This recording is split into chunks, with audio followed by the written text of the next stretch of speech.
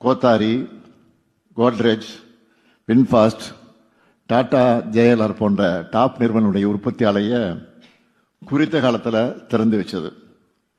இன்னும் குறிப்பாக சொல்லணும்னா, பெரம்பலூரில் இருக்கக்கூடிய ஃபினிக்ஸ் கோத்தாரி காலனி திட்டம் அடிக்கல் நாட்டினதும் திறக்கப்படுறதுக்கான இடைவெளி என்னன்னு கேட்டிங்கன்னா சரியா 12 மாதம் தான், ஒரே வருஷம் தான்.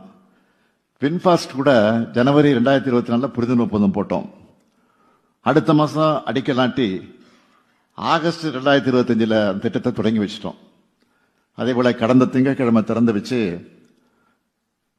அதையெல்லாம் நீங்கள் டிவியில் பத்திரிகையில் பார்த்துருப்பீங்க. புகழ்பெற்ற டாடா ஜேஎல்ஆர் நிறுவனத்தோட பணிகளை செப்டம்பர் 2024 தான் தொடங்கணும்.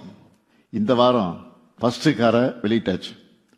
இதெல்லாம் பார்க்குறவங்க எப்படி தமிழ்நாட்டில் இதெல்லாம் சாதிக்க முடியுதுன்னு நினைப்பாங்க.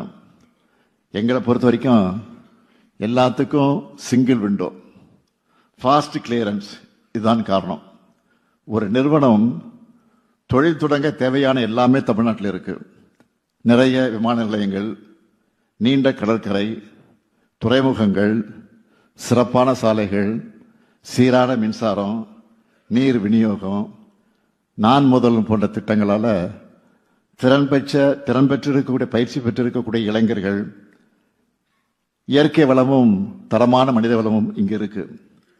புதுப்பிக்கத்தக்க ஆற்றல்ல தமிழ்நாடு தான் இன்றைக்கு முன்னோடியாக இருக்கு.